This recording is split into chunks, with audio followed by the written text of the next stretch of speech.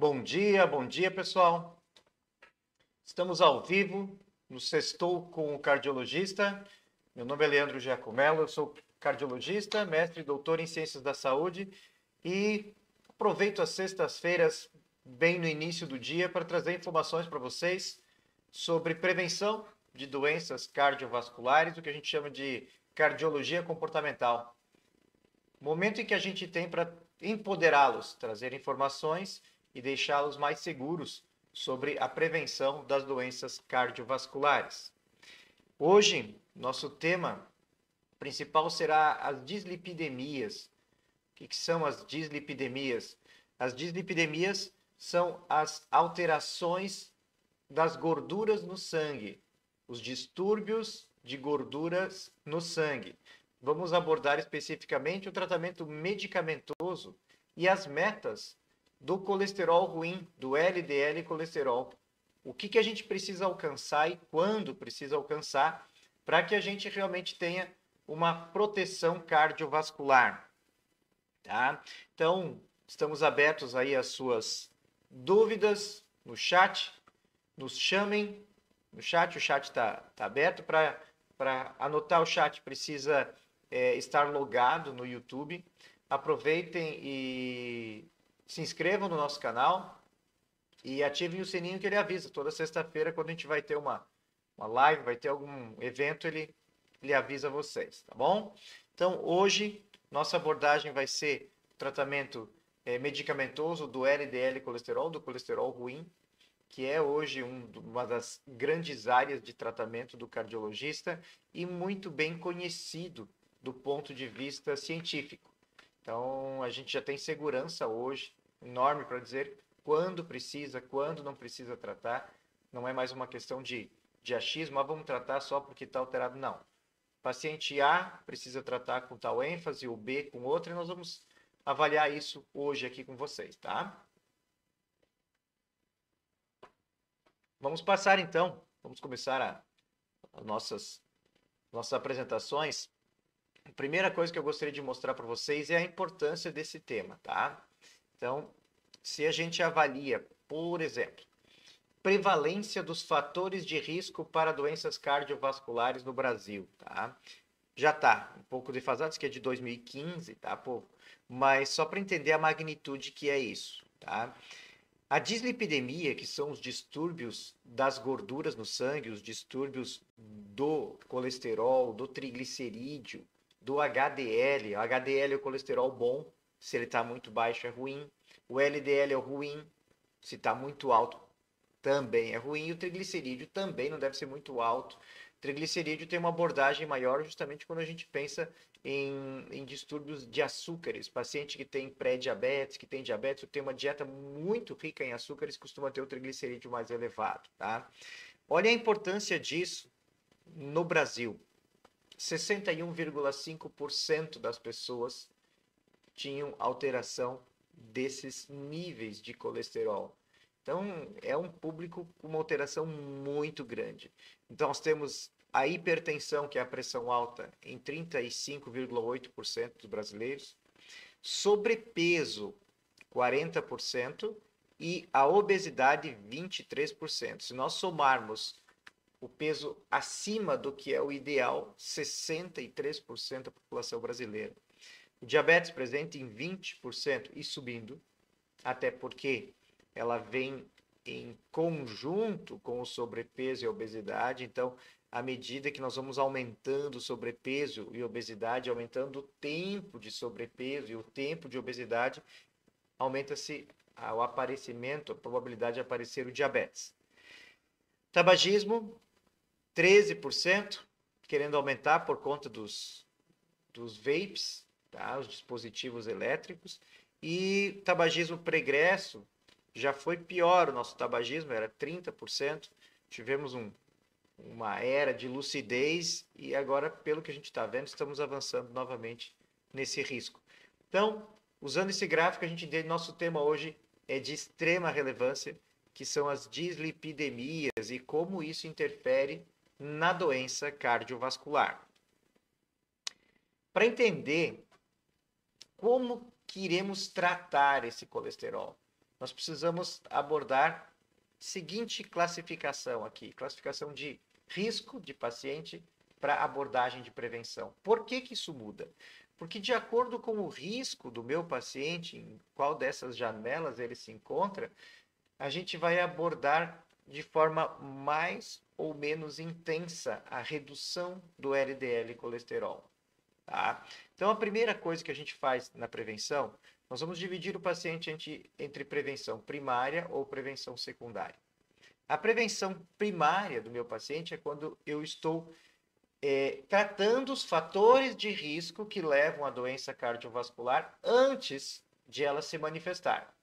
Então, o paciente ainda não tem indicativos de doença vascular, não tem aterosclerose manifesta, não teve um AVC, não teve um infarto agudo do miocárdio, ele é prevenção primária.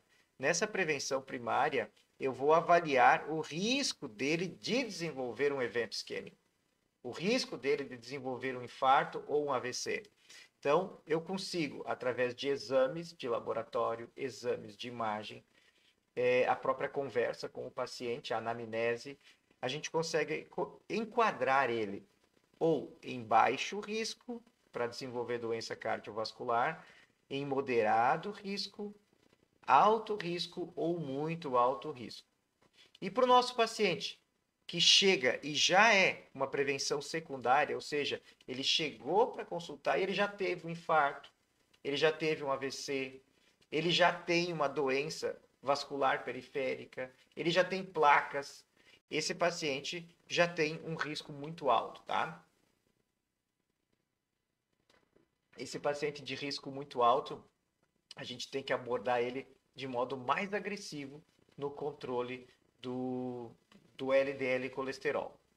Certo, povo? Então, essa aqui é a base para a gente definir o tratamento mais ou menos agressivo das metas de colesterol. Então, as metas a serem alcançadas vão depender de aonde eu enquadro o meu paciente dentro dessa estratificação de risco. Isso aqui hoje é uma das coisas mais importantes que a gente faz. Para quê? Porque se eu não enquadro ele adequadamente, eu posso estar usando remédio que eu não preciso, dose de medicação que eu não preciso. Às vezes ele não precisa estar usando ainda uma estatina, que é um dos principais medicamentos para colesterol, por ser de baixo risco, e às vezes o paciente está usando. Então, é dentro dessa estratificação de risco que eu tenho um tratamento mais assertivo. E aí, a partir que a gente enquadra o paciente, nós temos metas diferentes. Aqui eu deixei em cores para vocês entenderem as metas que eu tenho de controle do colesterol ruim. Tá? Colesterol ruim ou LDL colesterol. Por que que nós chamamos ele de colesterol ruim? Porque LDL, por que ele é ruim? Porque ele machuca a parede do vaso. Esse colesterol ruim, ele quando em contato com a parede do vaso e a parede do vaso estiver mais grudenta, inflamada, ele se adere à parede e penetra na parede interna desse vaso, num local chamado íntima. Quando ele entra nessa parede interna do vaso, eu vou mostrar depois uma imagem para vocês, ele oxida, tá? Ele muda sua conformação e ele ali dentro ele começa a gerar uma inflamação dentro da parede. E à medida que vai acumulando esses colesteróis ali, vem células do nosso sangue de defesa do corpo e entram lá para engolir, para fagocitar, para consumir esse colesterol. Elas acabam consumindo ele, virando uma célula espumosa, uma célula gordurosa, não conseguem mais sair dessa parede do vaso, da parte interna, acabam morrendo ali e formando o início de uma placa de gordura, que é justamente o início de toda a doença aterosclerótica, do infarto, do risco do AVC. Então, a maior causa de doença hoje da mortalidade no mundo é a aterosclerose, é a mortalidade cardiovascular. Tá? Então, pessoal, nas interpretações hoje dos exames laboratoriais, nós temos essa classificação: risco baixo, risco médio, risco alto e risco muito alto. Que risco é esse? O risco do paciente ter um evento cardiovascular. Então, quando nós vamos analisar o exame de laboratório, a gente precisa compreender em qual grau que o paciente se encontra. E a partir desse grau, as metas são diferentes. No paciente de risco baixo, paciente de 35 anos, com o peso normal, faz atividade física normalmente, não tem fatores de risco de diabetes, não tem pressão alta, não tem histórico familiar, o risco dele é baixo. Então a meta de LDL para ele é menor do que 130. Agora chega um paciente para mim e ele é diabético. Paciente diabético, só o fato de ter o diabetes, a meta já vai jogar ele para um risco alto. Então não é mais 130 mira minha, onde eu quero alcançar, é menor que 70 o LDL colesterol. O que muda aqui? Muitas vezes, no risco baixo, se ele tem 140, 145 de colesterol, com algumas mudanças de estilo de vida eu já consigo atingir 130. Agora, 140, 150 de colesterol, para atingir menos que 70 é mais complicado. E é nessa hora que eu preciso lançar mão de alguns medicamentos para conseguir atingir as metas. Atingir a meta de menos de 50 de LDL é difícil.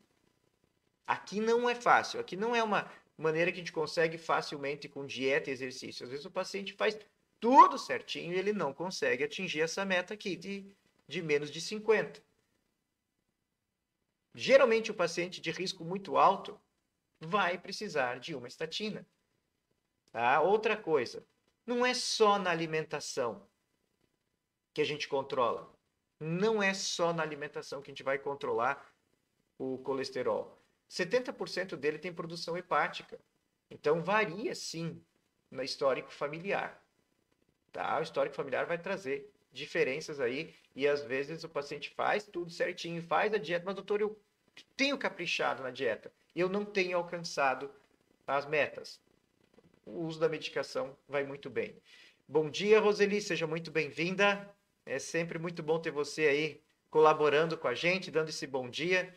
Isso é importante, vocês têm que entender que quem está acostumado uma vida inteira a falar com o paciente na frente da gente, chegar e ficar falando para uma câmera de computador aqui não é fácil, tá? Então, eu fico muito feliz, Rose, quando você coloca aí o bom dia. Dona Maria, bom dia também, bom dia ao pessoal de longe aí, lá da Palhoça, acordando cedo, hein? Muito bom, pessoal, que bom ter vocês de volta. E vão colocando dúvidas aqui, vão colocando suas perguntas, tá? É para ser um ambiente bem familiar, é para ser um ambiente bem tranquilo. Olha a Camila, minha filha. Bom dia, filhota. Tá? Vão enchendo a gente aí de perguntas, que isso faz muito bem para a gente, vai animando um pouco a nossa conversa aqui, tá? Então, povo, uma vez que nós estratificamos o risco e nós vamos ter lá o nosso examezinho de colesterol, vocês vão ver que vai ter a classificação aqui, aonde é a meta de alcançar. Se o seu LDL está em 168 e você é um paciente de risco alto, a nossa meta vai ser torná-lo menor que 70. Então, esse vai ser o nosso controle, tá? Aqui, então, a imagem que eu quis mostrar para vocês de como que o LDL colesterol acaba sendo ruim. O que o LDL colesterol vai fazer que vai levar a esse problema cardiovascular. Às vezes as pessoas dizem assim, mas não é a gordura que causa problema. Ela sozinha não é não. É a gordura num vaso inflamado. Então o que é um vaso inflamado? Vaso inflamado é quando essa parede interna, pense nisso aqui como se fosse um calçamento de paralelepípedos. Quando essa parede interna do vaso, chamado endotélio, ela está inflamada. Como é que é inflamada? Imagina uma ferida, você ralou o braço, caiu de bicicleta, ralou o braço, tá? E ali fica tudo inflamado. Você coloca uma roupa por cima, depois ela fica grudada, tá? Essa inflamação do endotélio, da parede, nós usamos essa frase aqui, ó, disfunção endotelial. A disfunção é quando o endotélio não está funcionando bem, e não funcionando bem, nós acabamos deixando ele inflamado, grudento. Aí sim, aquelas gotículas de colesterol, as moléculas de colesterol ruim, LDL colesterol, elas se chocam contra a parede e pela pressão natural do vaso, fazem com que ela migre para essa parte íntima do vaso, essa partezinha que eu tô passando aqui com a seta, tá? Quando ela adentra nessa partezinha aqui, células, essas roxinhas, que são células de defesa, vão até ela fica oxidada ali dentro, não é o lugar dela, vão até ela e englobam essa gordura formando células gordurosas. Essas células gordurosas não conseguem mais sair lá de dentro, acabam morrendo ali dentro e formando esse lago de pus, resto celular e gordura. Esse lago de pus vai gerando uma inflamação ainda maior nessa parede do vaso, até o ponto em que a parede fica tão fina, que acaba rompendo essa parede. E quando rompe essa parede, o nosso corpo quer proteger, quer criar um coágulo para não deixar essa sujeira toda circular no sangue. E esse coágulo que acaba entupindo totalmente o vaso. Tá? Bom dia, Edilene, seja muito bem-vinda. Então, pessoal, o que nós temos que pensar aqui nesse processo? Isso aqui não é um processo de 1 mês, 2 meses, 1 ano. Isso é processo de décadas. Primeira década, 30 anos, 40 anos para acontecer. Aí vocês veem a importância de começar cedo a se cuidar. Tá? Ah, mas o paciente infartou, o que será que ele fez errado na semana passada? Possivelmente ele fez errado nos últimos 20, 30 anos. Então é um processo, realmente a prevenção, é um processo onde a gente vai se cuidando aos poucos, ao longo da vida, sem muitos exageros, mas vamos nos protegendo, tá? Então essa aqui é a base de entendimento de porquê. Agora, quando eu tenho um paciente que já tem um lago gorduroso dentro do vaso, que tem as placas friáveis prontas para romper, esse paciente é um paciente de alto risco. O que a estatina, o que o remédio de colesterol vai fazer aqui? Leandro, ele já tem a placa. Vai adiantar agora baixar o colesterol? Vai, adianta muito. Por quê? Porque as estatinas vão atuar nessa parede aqui, ó, nessa paredezinha. Vai deixar essa parede mais espessa, vai deixar essa parede mais resistente. Uma vez que essa paredezinha está mais resistente, a chance de ruptura desse vaso é muito menor. A chance de romper essa capa é muito menor. E se ela não rompe, eu não vou ter o infarto agudo do miocárdio. Então imagine a importância. Você detectou que tem uma placa de gordura assim, tá? Pronta para romper, pronta para causar um infarto. E você começa a tomar a estatina, tomar o medicamento. E vai ao longo do tempo, não é em um segundo para o outro também. Pensa, se isso aqui levou 10, 20 anos para acontecer, não é depois do primeiro comprimido que você vai estar salvo. Quanto mais tempo você usar, melhor. Então, quando a gente trata colesterol, a gente não trata para tomar 3 meses, repetir o exame e parar de usar. Não é esse o objetivo. Se eu precisar usar e tratar o colesterol, é porque eu tenho o objetivo de ir recuperando, de ir engrossando essa paredezinha aqui para não ter evento. Eu digo, a gente não trata o papel, o exame do laboratório, a gente trata o paciente. E quanto maior o seu risco, maior a necessidade de eu protegê-lo, tá? Então, entendendo esse processo, vocês têm uma noção. O que o cardiologista busca hoje muito nos exames? E ele busca saber o quanto está inflamado esse vaso, porque isso acelera o processo. E ele busca saber se já tem placas ou não. Quando faz um eco de carótidas, aquele examezinho para avaliar as carótidas, eu quero ver se tem essas placas. Quando a gente faz uma angiotomografia de coronárias, um examezinho para avaliar as coronárias através de um tomógrafo, eu quero ver se tem essas placas. E nesse exame eu ainda consigo ver a calcificação delas. O que é a calcificação? É quando essa placa já é tão antiga, que já tem até formação de cálcio aqui em cima. Tá? Por um lado, a formação de cálcio indica que ele tem uma doença há muito tempo, então a chance de problema é maior. Mas por outro lado, se calcificou e não rompeu, é que esse paciente, nessas placas, ele está mais protegido. quanto mais mole a placa, quanto mais friável, quanto mais fácil de rasgar, maior o risco de ter um infarto. Quanto mais calcificada, mais protegida ela tiver, menos a chance de um infarto. Beleza até aí, pessoal? Então vamos passar para frente aqui e entender o contínuo cardiovascular. O que que é isso, tá? Isso aqui mostra aonde vai culminar a aterosclerose, tá? Vamos ver. Olha como é que a gente trabalha então. Nessa seta em vermelho, nós temos os fatores de risco que levam à doença cardiovascular. É aqui que, se nós fizermos o dever de casa, fizermos o trabalho bem feito, fizermos uma prevenção adequada, eu consigo reduzir em até 80% a evolução desse problema. Qual é o problema? Dos fatores de risco mal controlados, eu vou evoluir para aquela disfunção endotelial. Eu vou evoluir para a inflamação dentro do vaso. Através da inflamação dentro do vaso, vem a aterosclerose. Esses 3 pontos é o que a gente já mostrou para vocês agora de manhã. Então, nessas 3 setas, nós temos o quê? Esses fatores de risco, e olhem a prevalência na população brasileira. Nós temos a aterosclerose, que é a formação dessa placa. E a partir daí, nós estamos aqui, então, ó, tá? Os fatores de risco, a lesão endotelial, a disfunção endotelial, a parede interna do vaso gordurosa, pegajosa e evoluindo para a aterosclerose, a formação de placas. Qual que é o próximo passo? O próximo passo é a doença arterial coronariana. É uma aterosclerose nos vasos do coração. Pode dar em qualquer parte do corpo? Sim, pode. Pode dar em qualquer parte do corpo.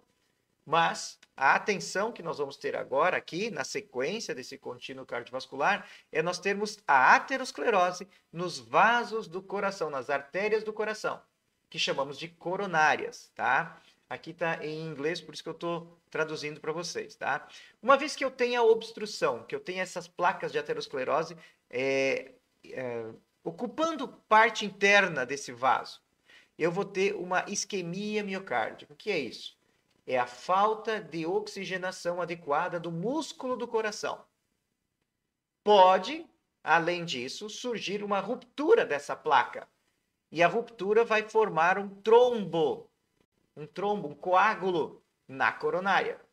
Entende que aqui nós estamos falando das coronárias agora, dos vasos do coração. Quando eu formei um trombo na coronária, nós teremos o infarto agudo do miocárdio. Tá? A mesma doença pode acontecer no cérebro, onde nós vamos ter o stroke, aqui é AVC, acidente vascular cerebral. É a mesma doença? É. Se a trombose for na coronária, é o infarto. Se essa trombose for numa artéria cerebral média, eu vou ter um AVC. Tá? Seguindo, aqui nessa parte da lesão do coração. Depois do infarto, primeira coisa que pode acontecer, na parte aguda do infarto mesmo, é ocorrer arritmias malignas que podem levar a uma parada cardíaca e nós vamos perdendo massa muscular. Nós vamos perdendo miocárdio, nós vamos perdendo estrutura muscular.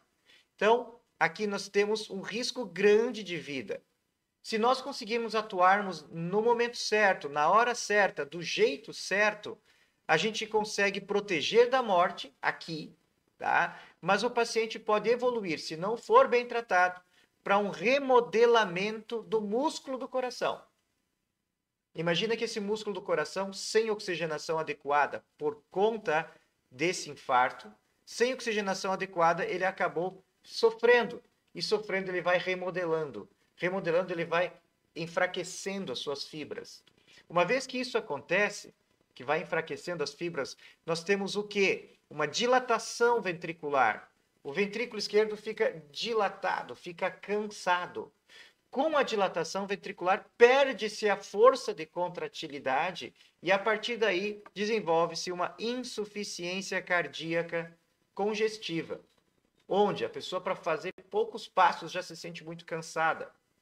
Essa insuficiência cardíaca congestiva vai levar ao estágio final da doença cardiovascular, que vai ser deixar o paciente acamado, sem prática física nenhuma e acaba evoluindo, muitas vezes, à morte, que é o processo final desse contínuo cardiovascular. O que é importante vocês entenderem? Em cada fase dessas aqui, existe muito a ser feito. Na fase do remodelamento, tem muito medicamento excelente. Aqui, os inibidores da ECA, os bloqueadores do receptor da angiotensina 2, em nomes para vocês, os que terminam com pril e sartana. Enalapril, captopril, losartana, valsartana, candesartana. Esses medicamentos melhoram o remodelamento. Fazem com que a gente não evolua mal daqui para essa dilatação ventricular. E se tem insuficiência cardíaca, nós usamos hoje os 4 fantásticos. Aqui, a gente consegue reverter muito essa insuficiência cardíaca. Usando o quê? Um antagonista mineralocorticoide, usando o inibidor da SGLT2, DAPA ou empaglifosina, um medicamento novo, mas que veio para mudar a história da insuficiência cardíaca. Podemos utilizar ainda aqui os mesmos do remodelamento, os IECAs ou os BRA, os PRIOs ou as ARTANAs, tá? E ainda o uso de beta-bloqueadores, tá? O uso de medicamentos que vão proteger, economizar esse músculo do coração. Então, povo, a cada uma dessas flechas nós temos, o cardiologista tem muito o que fazer para proteger vocês. Leandro, eu já estou aqui, adianta alguma coisa? Adianta muito, muito. Em 6 meses de tratamento adequado da insuficiência cardíaca, eu consigo reverter, tá? Agora, povo, que é a base do que a gente está falando com vocês de cardiologia comportamental. Todo esse processo em verde aqui, eu consigo reduzir ele em 80% se eu atuar com uma ênfase nessa parte vermelha. Hipertensão, colesterol, diabetes, resistência insulínica, tabagismo. Se eu conseguir abordar adequadamente os fatores de risco para a doença cardiovascular, eu vou reduzir muito esse processo todo de doença cardíaca. Certo, pessoal? Espero que até aí tenha dado uma luz para vocês do que a gente faz, tá? E, principalmente, deixá-los seguros do quanto temos de possibilidade de proteger e ajudar vocês. Dona Agatha, muito bom dia. Que bom ter você aqui com a gente, tá? Então, pessoal, seguindo, a partir do que a gente tem essa noção do que fazer da aterosclerose e desse risco cardiovascular, se a gente não tratar, a gente vai evitar o quê? O ponto mais agressivo que nós temos é o cateterismo, tá? Que é um exame invasivo maravilhoso, maravilhoso, que vai mostrar pra gente o que no cateterismo? Eu vou com um catéter, um caninho, tá? Chegar até no início da coronária, o vasinho do coração, e lá eu vou injetar um contraste que vai aparecer dessa forma aqui, ó. Aqui é a coronária em si, em escuro. E aqui você vê que tem uma parte que está mais adelgaçada, está fininho escuro. Essa parte que não está aparecendo aqui, escura, é porque tem uma placa ali. Aquela placa de gordura. Olha como deveria ser espesso o vaso e olha como ficou fininho. Aqui não está passando sangue adequadamente. Esse paciente está tendo angina, está tendo dor no peito. Qualquer esforço a mais que ele faz dói muito. Por quê? Porque tem uma belíssima de uma obstrução aqui. E essa obstrução, Leandro, o que vamos fazer? Uma obstrução pontual como essa, ela é importante demais que a gente faça um tratamento para melhorar a perfusão. Tá? Bom dia, Fred. Acordou cedo? Tá? Espero que já tenha ido para a academia e já tenha voltado. Essa hora aí tu já deve ter feito teu exercício físico, né, meu amigo? Obrigado por estar presente aqui na live. Então, pessoal, quando nós temos uma obstrução aqui, nessa magnitude, paciente sintomático, nós precisamos tratar isso. Aqui nós temos um exemplo de um vaso normal e aqui nós vemos aquela obstrução, tá? Não está passando sangue adequadamente. O que eu vou fazer nesse caso se eu tenho um paciente que está numa mesa de hemodinâmica? Nós vamos fazer uma angioplastia. O que é a angioplastia? Angioplastia, você entra com catéter fino, um caninho, um fio guia, que é esse fiozinho aqui, atravessa a lesão. E uma vez que você atravessa a lesão, você insufla um balão e coloca uma tela. Essa tela nós chamamos de stent. Esse stent, que é como se fosse aquela molinha daquelas canetas, tá? A molinha da caneta, essa molinha, ela é mais ou menos o tamanho desse stent. E você coloca isso dentro, instala ele dentro do vaso, não vai sair nunca dali, tá? E por que instala ali? Para não deixar mais essa placa avançar. Esse stent é um material estranho para o nosso corpo. Então, nós precisamos fazer um tratamento contínuo após instalação desse stent, para que a gente não tenha uma formação de, como se fosse uma casca de ferida ali dentro, uma formação de coágulos. É muito comum, se nós não tratarmos depois do stent, que a gente tenha uma formação de coágulos aqui. Então, nós vamos abrir esse vaso, vamos explodir essa placa de gordura que está atrapalhando o fluxo, como a gente observa aqui, está atrapalhando o fluxo. Nós vamos abrir ela e vamos colocar um stent ali para manter isso tunelizado, para manter isso aberto, tá? E aí, povo, uma vez que nós temos esse tratamento, nós temos que cuidar para que esse paciente se salvou dessa, para que não surjam outras. E nesse processo, a gente vai entrar com o tratamento medicamentoso. 2 são excepcionais, não tem como fugir. Um deles são os antiagregantes plaquetários, conhecido AS infantil, clopidogrel. Num quadro agudo desses, eu preciso usar os 2 no primeiro momento, tanto AS mais clopidogrel, 2 antiagregantes. Então, não deixar que se forme o coágulo. E o outro tratamento indispensável é o uso das estatinas, é o uso dos medicamentos pro colesterol. Então, abordando agora que a gente saiu lá dos fatores de risco e chegou na parte mais grave ali, que é o infarto agudo, nós vamos abordar o tratamento medicamentoso. Como se trata o paciente que precisa baixar as metas, tá? Eu trouxe para vocês aqui vários nomes de medicamentos das estatinas. O que são as estatinas? Estatinas são os remédios que atualmente a gente tem hoje que nos protegem para baixar esse LDL colesterol, e quanto mais baixo, mais protegido o paciente está. Com base em que você sabe isso, Leandro? Com base em estudos científicos. Eles avaliaram que os grupos que tinham uma redução maior do LDL colesterol tinham menos evento cardiovascular. A maioria desses estudos trabalha com uma coisa chamada desfecho de MACE. MACE é morte por infarto, internação por infarto. Tá? Então, eventos cardiovasculares, quando ele não tem esses eventos, quando diminui esses eventos usando a medicação, baixando o LDL, a gente tem uma comprovação científica que ele foi benéfico. Tá? Vamos lá, fazendo um resumo do que nós vamos utilizar agora, então. Nós precisamos entender o seguinte. Primeiro, nós vamos usar estatina desde a prevenção primária, se o paciente for estratificado como um risco maior. Quanto maior o risco cardiovascular dele, mais agressivo é o meu tratamento, mais baixo precisa ser o meu LDL colesterol. E se porventura esse paciente já tiver tido um evento, ele já é considerado de muito alto risco. Ou seja, o LDL tem que ser abaixo de 50 no paciente de muito alto risco. Se o paciente é de risco alto, o LDL precisa ser menor do que 70. Para atingir essas metas, eu preciso saber qual é o LDL dele inicial e aonde eu quero chegar. A partir daí, eu vou usar medicamentos diferentes e com potências diferentes para atingir o resultado. Deixa eu dar alguns exemplos para vocês. Olha alguns nomes aqui, se você toma algum medicamento para colesterol, possivelmente algum desses aqui vai estar dentro do seu rol aí, da sua receitinha, tá? Às vezes é o nome comercial, mas esse aqui é o nome do sal, tá? Hoje em dia, um dos mais utilizados é a rosuvastatina. Nós usamos de 5 miligramas, de 10 miligramas e de 20 miligramas, tá?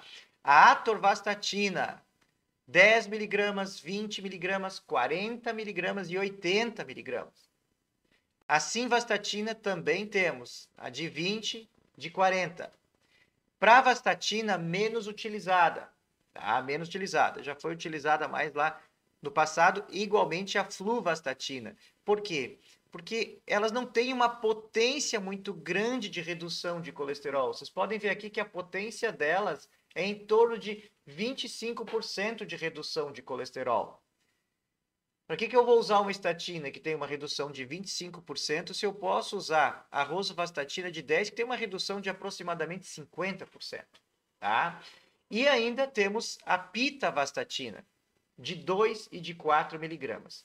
Leandro, o que te faz escolher entre uma ou outra? Algumas características específicas. Algumas estatinas dão mais dores musculares. Tá? Então, pense um paciente idoso, mais frágil, mais fraquinho. Esse paciente idoso e mais frágil, a simvastatina vai gerar muita dor muscular nele, ainda mais se ele tiver ela numa dose mais alta. Muitas vezes o paciente chega para mim com muita dor muscular, é idoso, é frágil, está usando simvastatina. Um dos testes terapêuticos que a gente faz no consultório é suspender por um tempo, ver se as dores aliviam. Se o paciente for de um risco muito alto, eu não posso suspender. Nesse momento, o que eu faço?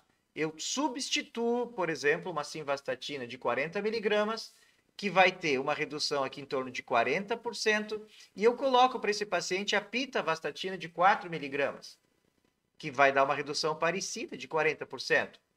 Então, eu consigo avaliar se era uma dor muscular relacionada ao medicamento simvastatina ou não.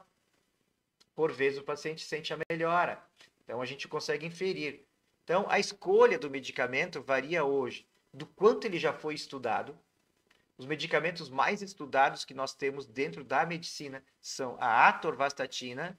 Atualmente, o medicamento mais receitado é a rosuvastatina. Por quê? Porque mesmo em doses baixas, ela é muito potente. Como eu falei, tem 5, 10 e 20 miligramas. 10 miligramas já reduz 50%. Agora, olha que coisa interessante, povo. Se eu dobro a dose de rosuvastatina, o paciente está usando 5 miligramas. Dá uma redução aproximada de 45% no LDL. Se eu dobro a dose, eu não vou reduzir 90%, eu vou ganhar 5% só de redução a mais. Então, não é quando a gente dobra a dose do medicamento que vai dobrar a potência dele, que vai dobrar o resultado. Isso não é uma verdade. Às vezes a gente dobra a dose e ganha um pequeno incremento de melhora. Tá? Importante isso porque às vezes você se assusta. Não, nós vamos dobrar a dose da tua rosuvastatina de 5. Meu Deus, mas está tão ruim assim. Precisa... Não, às vezes o objetivo meu é ganhar 5% de redução ainda. E para isso a gente acaba fazendo essas mudanças, tá? Então, hoje, povo, assim, resultado. Atorvastatina de 40% reduzir em 50% o colesterol. Eu preciso que o meu paciente chegue com colesterol abaixo de 70. Tá? Abaixo de 70. E ele chegou para mim com o colesterol em 140. Para eu chegar abaixo de 70, se eu usar uma estatina que reduz, em média, 50%, possivelmente eu vou atingir a meta. É esse o cálculo que o cardiologista faz. Então, ele avalia o seu nível de LDL colesterol, primeiro ponto. Segundo ponto, ele avalia a meta, aonde ele quer chegar, se é menos de 50, menos de 70, menos de 100 ou menos de 130. E escolhe a medicação mais adequada nesse contexto. Se o paciente tem pré-diabetes, ele tem uma tendência de ter o diabetes. A melhor dessas estatinas, segundo os estudos, é a pitavastatina. As outras podem, desse pré-diabetes, fazer com que o paciente evolua para o diabetes. Tá? Ele já tem uma tendência. Então, se o paciente tem essa tendência, eu vou focar na pitavastatina. Então, são inúmeras escolhas que a gente vai fazendo junto com o paciente, explicando com o paciente o porquê de usar. A Agatha coloca aqui, além da medicação, os hábitos são extremamente importantes. Com certeza, Agatha. Com certeza, tá? A medicação é um complemento. Ela vai nos ajudar a atingir as metas e quando o paciente muda estilo de vida e o risco dele diminui, é possível que a gente nem precise medicação. Se ele tiver um risco moderado a baixo, tiver comprometido com a mudança no dia a dia, dá para suspender a estatina? Dá para suspender. Tá? Então, Escolher de acordo com o contexto, como você colocou ali, Agatha. Trabalhar os fatores de risco cardiovascular, trabalhar a modificação do estilo de vida, que é o empoderamento do paciente, que é a cardiologia comportamental. Escolher a medicação não a rodo, só para ele, toma esse remédio. Não. Escolher a medicação correta, do jeito certo. É o que a gente tem como excelência hoje, como estado ideal da arte na cardiologia. Tá? Vamos lá, pessoal. Imagina que eu tenho paciente com colesterol alto, que eu utilizei rosuvastatina de 20 miligramas, baixou 55% do LDL e eu ainda não atingi a meta. Hoje, nós lançamos mão da associação dessas estatinas com a ezetimiba. Ficou maravilhoso para o cardiologista baixar esse LDL colesterol, tá?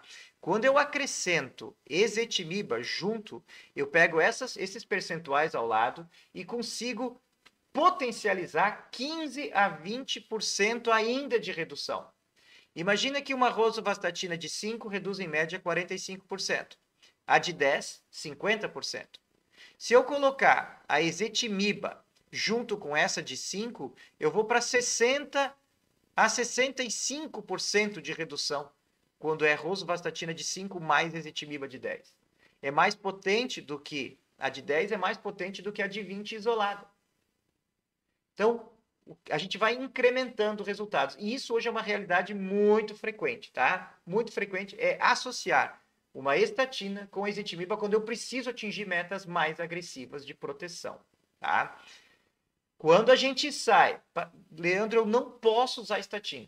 Eu tenho alergia, já tentei usar 3, 4 tipos, eu não posso utilizar ela que eu passo mal. Existem outras ferramentas, outras alternativas? Existem.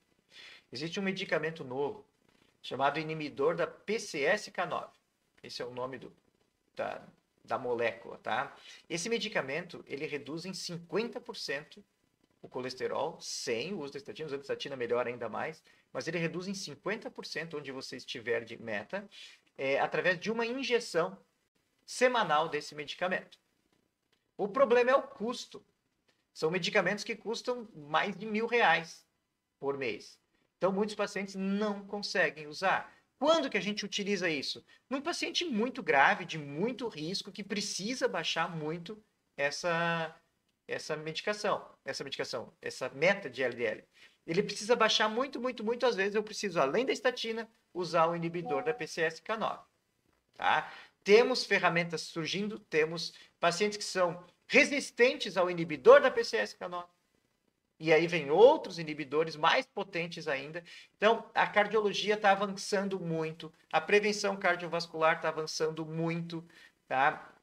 E fazer o básico bem feito ainda é mais importante, povo, do que esperar entupir tudo lá. Nós temos 80% de redução que a gente consegue fazer se a gente fizer o dever de casa. 80% da redução dos riscos cardiovasculares. Vamos lá. Agatha, tu colocou aqui, pode somente reduzir os níveis de colesterol só com alimentação e atividade física? Sim, com certeza pode, tá? Qual o prazo? O prazo depende do risco do paciente. Se é um paciente de risco médio, risco moderado, 3 meses tentando modificar e repetindo o exame já é suficiente para nós não nos preocuparmos. Agora, se é um paciente de muito alto risco, paciente que já infartou e chegou para mim, eu não vou esperar mudar primeiro o estilo de vida para daí tratar. Aí eu trato ele primeiro e a gente vai avaliando a evolução posterior. Mas quando o paciente é de um risco baixo ou moderado, não precisamos entrar com medicação de cara, não. Vamos atuar na alimentação e na atividade física. Qual é o alimento do LDL colesterol? O que leva ele? Gordura de origem animal. Então, é ali que nós temos que trabalhar, focar. Reduzir gorduras de origem animal. Tá? Carne gorda, leite gordo, banha, nata, queijo. Esse tipo de alimento vai elevar o LDL colesterol. E a atividade física? Qual é a melhor? Aquilo que o Hipócrates falou lá, 400 anos antes de Cristo. Nem pouco, nem muito. A Sociedade Brasileira de Cardiologia recomenda atualmente que a gente faça o quê?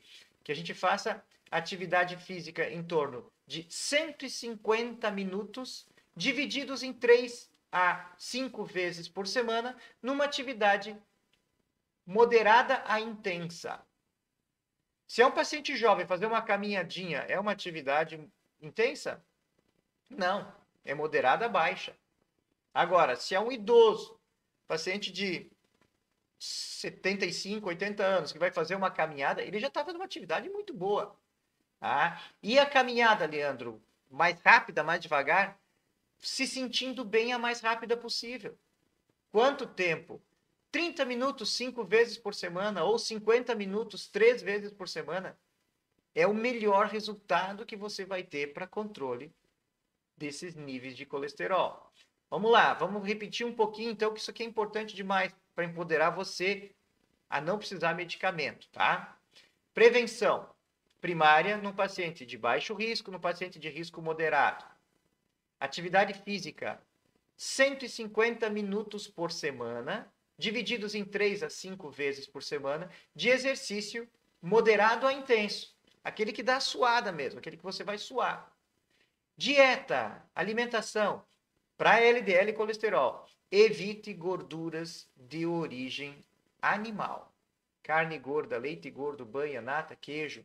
Diminua essas gorduras de origem animal. Não precisa parar de comer, não. Tá?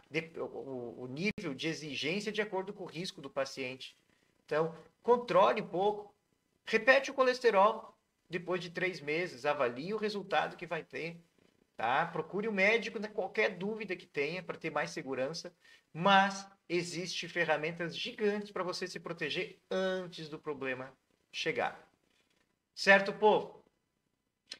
Acredito que a gente encerrou a temática que nós tínhamos sobre realmente essa prevenção da parte de tratamento medicamentoso do LDL colesterol, atingindo as metas. Num resumo rápido, o controle do LDL, a meta a ser alcançada, depende do seu risco, o risco individual, o risco de cada paciente. Estratificar o risco é uma das ferramentas mais importantes que o cardiologista tem para definir aonde ele quer chegar no tratamento. Para tratar, dieta sempre, controle alimentar sempre, exercício físico sempre, isso tem que ser sempre estimulado na consulta, sempre motivar o paciente, sempre trabalhar com ele para que ele se esforce para ter um resultado melhor em cima desses autocuidados. A partir daí, o cardiologista precisou usar um medicamento. O mais utilizado hoje, o mais seguro, são as estatinas. As estatinas eu vou escolher de acordo com o perfil do paciente e a potência dela de acordo com a meta que eu quero alcançar.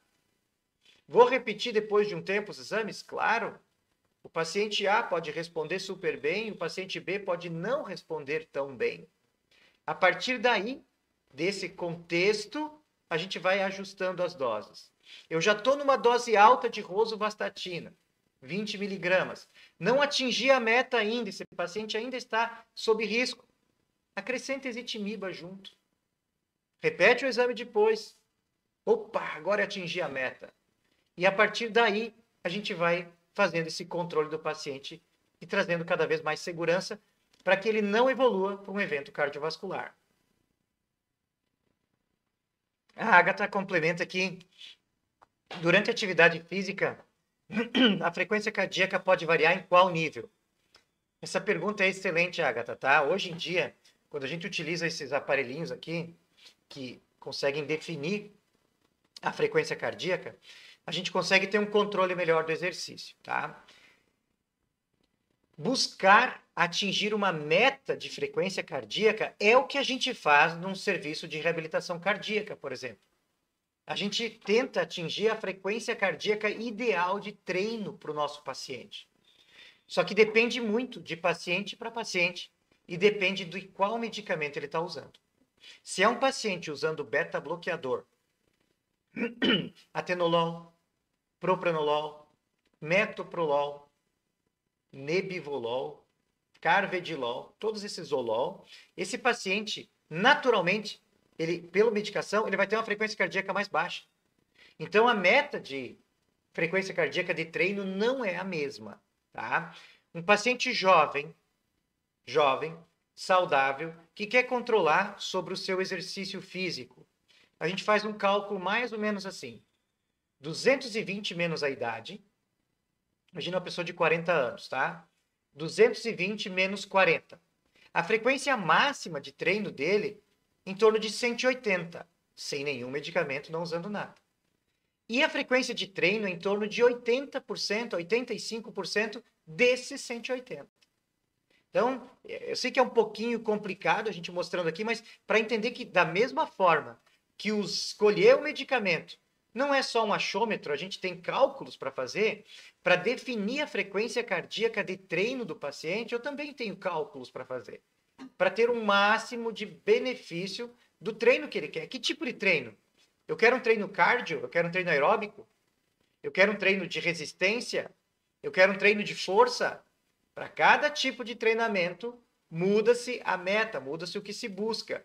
Eu quero um treinamento que vai queimar mais gorduras. É um nível de frequência cardíaca de treino. Então, varia, e você me deu uma ideia, Agatha, que a gente pode fazer uma live sobre isso. Uma live para explicar para vocês como definir as metas de treinamento no paciente saudável. E dentro da reabilitação cardíaca, é parecido o que a gente faz, mas a gente usa o limiar de isquemia. É um treinamento de atividade física graduado na frequência cardíaca que não esteja prejudicando o coração. Por isso que é a importância da reabilitação cardíaca. Tá? Pessoal, muito obrigado por participarem. Muito obrigado por estarem presentes comigo nesta sexta de manhã. Sextamos, então. Sextou. Começamos o nosso dia com um monte de conhecimento. Tá? Se inscrevam no nosso canal. Sigam a gente na rede social. O que nós estamos trabalhando muito nesse último mês para cá. Atingimos ontem 1.000 seguidores. Saímos do zero, do absoluto zero. Em um mês atingimos 1.000 seguidores. Tá? E o que a gente busca no Instagram, que é dr.leandrogiacomelo. A gente vai trazer informações para vocês desse nível, com essa qualidade. Estamos trabalhando, crescendo, estamos aprendendo também junto com vocês. Estamos aprendendo a lidar com essa nova ferramenta, onde o objetivo principal é justamente empoderá-los, trazê-los para esse mundo da prevenção cardiovascular, prevenir, se Deus quiser, esses 80% a menos de evento cardiovascular. E a gente acredita, sim, de coração, que se consegue isso fazendo o básico bem feito, trabalhando a prevenção dos fatores de risco. Coisas que você pode fazer aí na sua casa, tá? Que com um acompanhamento regular você vai ter um resultado excepcional. Muito obrigado a todos que participaram, tá? Obrigado pelas perguntas, por estar presente, por nos ajudar a fazer esse resultado tão bacana aí, que é transbordar o conhecimento da cardiologia para todos vocês. Uma ótima sexta-feira, um ótimo final de semana, e a gente nos vê em breve, toda sexta, nos vemos aqui nesse canal. Fiquem bem, compartilhem a imagem para quem o vídeo, para quem vocês acharem que vão se beneficiar disso, e vão utilizando a ferramenta lá do Instagram para tirar dúvidas, para nos perguntar, e aí a gente vai preparando as próximas lives, as próximas aulas para vocês. Um abraço, tenham um bom dia, obrigado novamente.